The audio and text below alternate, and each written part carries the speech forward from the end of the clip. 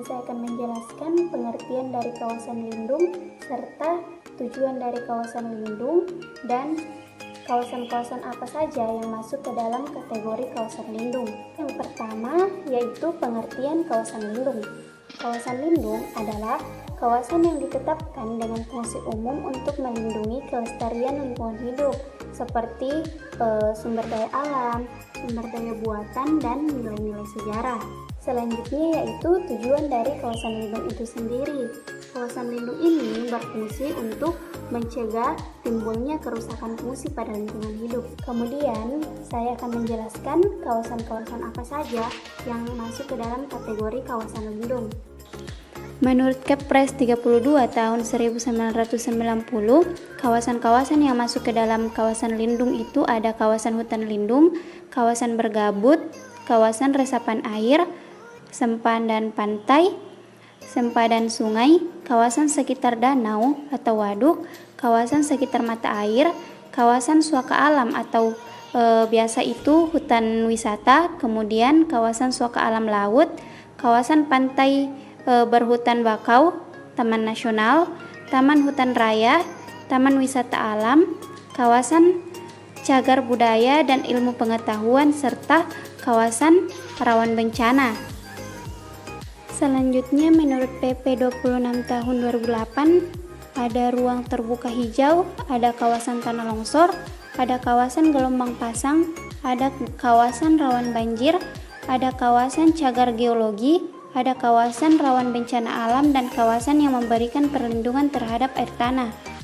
Ada cagar biosfer, Ramsar, taman buru, kawasan perlindungan plasma nutfa, kawasan pengungsian satwa, terumpu karang, kawasan koridor dari jenis satwa atau biota laut, kawasan rawan letusan gunung berapi, kawasan rawan gempa bumi, kawasan gerakan tanah, kawasan yang terletak di zona patahan aktif, kawasan rawan tsunami, kawasan rawan abrasi, kawasan rawan bahaya gas beracun, kawasan imbuhan air tanah, sempadan mata air, kawasan keunikan batuan dan fosil, kawasan keunikan bentang alam, dan kawasan proses geologi.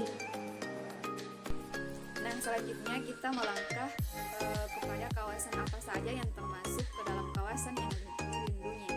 Salah satunya yaitu kawasan hutan lindung. Di mana kawasan hutan lindung ini dia memiliki sifat yang khas karena dia mampu memberikan perlindungan kepada kawasan sekitar maupun bawahannya sebagai pengatur tata air. Nah, selanjutnya apa sih fungsi dari kawasan hutan lindung itu sendiri? Jadi fungsinya ialah untuk mencegah terjadinya erosi, banjir, sedimentasi, dan menjaga fungsi hidrolisis tanah untuk menjamin ketersediaan unsur tanah, air, tanah, dan air permukaan. Nah, selanjutnya kita melangkah ke kawasan yang selanjutnya yaitu kawasan bergambut, di mana kawasan bergambut ini merupakan suatu kawasan yang unsur tanahnya itu membentuk sisa-sisa bahan organik yang tertimbun dalam waktu yang lama. Adapun fungsi dari kawasan hutan bergambut ini ialah untuk mengendalikan hidrologi wilayah, berfungsi menambah air dan mencegah banjir, serta dapat melindungi ekosistem yang khas di kawasan yang bersangkutan. Selanjutnya kawasan lindung yang selanjutnya yaitu kawasan resapan air, di mana kawasan resapan air ini mempunyai kemampuan tinggi untuk meresapkan air hujan sehingga dia termasuk ke dalam tempat pengisian air bumi atau aquifer yang berguna sebagai sumber air. Nah, apa saja fungsi dari kawasan resapan air tersebut? Fungsinya ialah untuk memberikan ruang yang cukup bagi peresapan air hujan pada daerah tertentu, untuk keperluan penyediaan kebutuhan air dan penanggulangan banjir, baik untuk kawasan bawahannya maupun kawasan yang kawasan yang dilindungi selanjutnya berupa kawasan sempadan pantai, di mana kawasan ini merupakan kawasan tertentu yang berada di sepanjang pantai dan mempunyai manfaat penting untuk mempertahankan kelestarian fungsi pantai. Nah, apa saja fungsi dari kawasan tersebut? Jadi fungsinya ialah untuk melindungi wilayah pantai dari kegiatan yang mengganggu kelestarian pantai tersebut.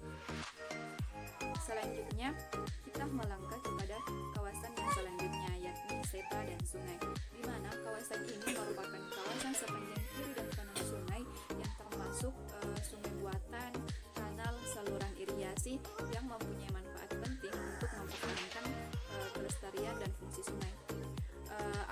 Fungsi dari kawasan tersebut ialah untuk melindungi sungai dari kegiatan manusia yang dapat mengganggu dan merusak kualitas sungai, kondisi fisik pinggir dan dasar sungai, serta mengamankan aliran air. Nah, selanjutnya kawasan yang termasuk dilindungi selanjutnya ialah kawasan sekitar danau atau waduk, di mana kawasan ini mempunyai manfaat penting untuk mempertahankan kelestarian dan fungsi danau atau waduk. Fungsinya ialah untuk melindungi danau atau waduk dari kegiatan budidaya yang dapat mengganggu kelestarian dari fungsi waduk dan danau. Selanjutnya kita melangkah ke kawasan selanjutnya, yaitu kawasan sekitar mata air, di mana kawasan ini dikelilingi oleh mata air yang mempunyai manfaat penting untuk melestarikan kelestarian suatu kawasan. Fungsi dari kawasan sekitar mata air ini sendiri ialah untuk melindungi mata air dari kegiatan budidaya yang dapat merusak kualitas air dan kondisi fisik kawasan sekitarnya. Selanjutnya yaitu kawasan pantai berhutan bakau, kawasan pesisir laut yang merupakan habitat alami hutan bakau atau mangrove yang berfungsi memberikan perlindungan kepada peri kehidupan pantai dan lautan. Kawasan alam laut dan perairan lainnya, daerah yang mewakili ekosistem khas di lautan maupun perairan lainnya yang merupakan habitat alami yang memberikan tempat maupun perlindungan bagi perkembangan keanekaragaman tumbuhan. Kawasan Soka Alam, hutan wisata perlindungan plasmanuta, daerah pengungsian satwa, kawasan dengan ciri khas tertentu baik di darat maupun di perairan yang mempunyai fungsi pokok sebagai kawasan pengawet keanekaragaman jenis tumbuhan dan satwa beserta ekosistemnya. Fungsi untuk melindungi keanekaragaman biota, tipe ekosistem, gejala dan keunikan alam bagi kepentingan plasmanuta, ilmu pengetahuan dan pembangunan pada umumnya. Taman Nasional, kawasan pelestarian alam yang dikelola dengan sistem zona yang dimanfaatkan untuk tujuan pengembangan ilmu pengetahuan, pendidikan, pariwisata dan rekreasi. Taman Hutan Raya, kawasan pelestarian yang terutama dimanfaatkan untuk koleksi tumbuhan atau satwa alami dan buatan jenis asli dan bukan asli, pengembangan ilmu pengetahuan, pendidikan dan latihan budaya, pariwisata dan rekreasi. Taman wisata alam, kawasan pelestarian alam di darat maupun di laut yang terutama dimanfaatkan untuk pariwisata dan rekreasi alam. Kawasan cagar budaya dan ilmu pengetahuan, kawasan yang merupakan lokasi bangunan hasil budaya manusia yang bernilai tinggi maupun bentuknya geologi alami yang khas.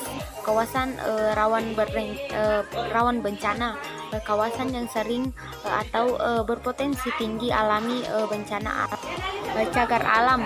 Cagar alam adalah kawasan suaka alam yang karena keadaan alamnya mempunyai kekas tumbuhan, satwa dan ekosistemnya atau ekosistem tertentu yang perlu dilindungi dan perkembangannya berlangsung secara alami. Suaka marga satwa. Suaka marga satwa adalah kawasan suaka alam yang mempunyai ciri khas berupa keanekaragaman dan atau keunikan jenis satwa yang untuk kelangsungan hidupnya dapat dilakukan pembinaan terhadap habitatnya. Nah, kawasan perlindungan selanjutnya adalah kawasan perlindungan plasmanuta. Nah, kawasan perlindungan plasmanuta merupakan area atau tempat baru bagi satwa-satwa yang dipindahkan. Nah, ditunjuknya suatu kawasan sebagai kawasan plasmanuta diharapkan dapat menjadi habitat baru atau tempat kehidupan baru bagi satwa-satwa tersebut dengan mempertimbangkan luas cakupan dan lapangan yang tidak membahayakan bagi satwa-satwa tersebut. Nah, dalam penetapan kawasan perlindungan ada beberapa kriteria yang harus disesuaikan seperti sebagai berikut yang disajikan dalam tabel.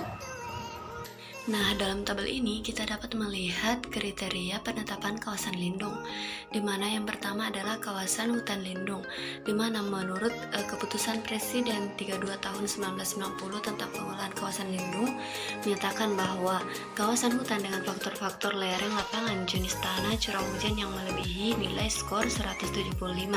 Kemudian kawasan hutan yang mempunyai lereng lapangan 40% atau lebih. Kemudian kawasan hutan yang mempunyai ketinggian di atas permukaan laut 2000 meter atau lebih. Kemudian pada peraturan pemerintah 26 tahun 2008 tentang RT/RW ada perubahan di mana yang pertama kemiringan lereng intensitas hujan yang jumlah hasil perkalian bobotnya sama dengan 175. Kemudian kemiringan lereng yang sedikit 40% dan paling sedikit 2000 meter di atas permukaan laut. Kemudian yang kedua adalah kawasan bergambut, di mana keputusan Presiden 32 tahun 1990, peraturan pemerintah 26 tahun 2008 memiliki kriteria yang sama, di mana tanah bergambut dengan ketebalan 3 meter atau lebih yang terdapat di bagian hulu sungai dan rawa. Kemudian yang ketiga adalah kawasan serapan air, di mana keputusan Presiden 32 tahun 1990 dia memiliki kriteria berupa curah hujan yang tinggi, struktur tanah yang mudah meresapkan air, dan bentuk geomorfologi yang mampu meresapkan air hujan secara besar-besaran. Sementara pada peraturan pemerintah 26 tahun 28, ia memiliki kriteria berupa kemampuan yang tinggi untuk meresapkan air hujan dan sebagai pengontrol tata air permukaan. Yang keempat adalah kawasan lindung, sempah, dan pantai, di mana dalam keputusan Presiden 32 tahun 1990, di mana daratan sepanjang pantai yang lebarnya proporsional dengan bentuk dan kondisi fisik pantai minimal 100 meter dari titik pasang tertinggi ke arah darat. Sementara pada peraturan pemerintah 26 tahun 2008, kriterianya berupa sepanjang tepian laut dengan jarak paling sedikit 100 meter dari titik pasang air laut tertinggi ke arah darat, atau daratan sepanjang tepian laut yang bentuk dan kondisi fisik pantainya curam atau terjal dengan jarak proporsional terhadap bentuk dan kondisi fisik pantai. Nah, yang kelima adalah kawasan cagar budaya dan ilmu pengetahuan, di mana kriteria keputusan Presiden 32 tahun 1990, di mana tempat serta ruang di sekitar bangunan bernilai budaya tinggi, situs purbakala, dan kawasan dengan bentukan geologi tertentu yang mempunyai manfaat tinggi untuk pengembangan ilmu pengetahuan. Nah, sementara pada peraturan pemerintah 26 tahun 2008, kriterianya berupa ditetapkan dengan kriteria sebagai hasil budaya manusia yang bernilai tinggi yang dimanfaatkan untuk pengembangan ilmu pengetahuan. Kemudian kawasan lindung yang ke-6 adalah ruang terbuka hijau, di mana tidak ada keputusan Presiden. Sementara pada peraturan pemerintah 26 tahun 2008 memiliki kriteria yang pertama, lahan dengan luas paling sedikit 2.500 meter persegi, kemudian berbentuk satu hamparan, berbentuk jalur, atau kombinasi dari bentuk satu hamparan dan jalur. Sementara yang ketiga itu didominasi komunitas tumbuhan. Kemudian kawasan lindung yang ketujuh adalah Taman Hutan Raya, di mana keputusan Presiden 32 tahun 1990, di mana kriterianya yaitu kawasan berhutan atau vegetasi tetap yang memiliki tumbuhan dan satwa yang beragam, kemudian memiliki arsitektur bentang alam yang baik dan memiliki akses yang baik untuk keperluan. Sementara pada peraturan pemerintah 26 tahun 2008 ditambahkan kriteria yaitu memiliki luas yang memungkinkan untuk pengembangan koleksi tumbuhan dan atau satwa jenis asli atau yang bukan asli. Nah, selanjutnya adalah klasifikasi dan nilai skor faktor kelerengan, di mana terbagi atas 5 kelas. Kelas pertama kelerengannya 0-8% yang diklasifikasikan sebagai kelerengan datar, nilai skor 20. Kemudian kelas 2 kelerengannya 8-15% yang diklasifikasikan kelerengan landai, nilai skornya 40. Kemudian kelas ketiga itu kelerengannya 15-25%, diklasifikasikan sebagai kelerengan yang agak curam dengan nilai skor 60. Kemudian yang keempat itu kelerengannya 25-40 yang diklasifikasikan kelerengan curam, di mana nilai skornya itu 80. Kemudian Kemudian kelas terakhir yaitu kelas kelima, di mana kelerengannya itu lebih besar daripada 40%, yang diklasifikasikan sebagai kelerengan yang sangat curam dengan nilai skor 100. Kemudian klasifikasi selanjutnya akan dijelaskan oleh rekan saya. Ini saya akan menjelaskan tentang klasifikasi faktor jenis tanah dan faktor intensitas hujan rata-rata, di mana kedua faktor ini memiliki kelas jenis tanah dan klasifikasi yang sama. Pada kelas pertama terdapat aluvial, gleil, planosol, dan laterik air tanah dengan klasifikasi tidak peka. Kemudian pada kelas kedua terdapat latosol dengan klasifikasi kurang peka. Kemudian pada kelas ketiga terdapat brown forest soil non kalkik brown mediterranean dengan klasifikasi agak peka. Kemudian kelas keempat terdapat andosol, laten, glumosol, potso, kemudian potsolik dengan klasifikasi peka. Kemudian kelas kelima terdapat regosol, litosol, organosol dengan klasifikasi sangat peka. Selanjutnya yaitu kriteria lahan untuk pemukiman, di mana memiliki ketersediaan air bersih yang dapat berasal dari air sungai atau sumur dengan kedalaman 10 meter. Kemudian kualitas air tanah yaitu tawar. Kemudian tanpa resiko banjir dan genangan. Kemiringan lahan kurang dari 8%. Kemudian drainase tanah agak terhambat. Selanjutnya yaitu memiliki erodibilitas tanah yang rendah serta memiliki tekstur tanah yang halus sampai dengan sedang.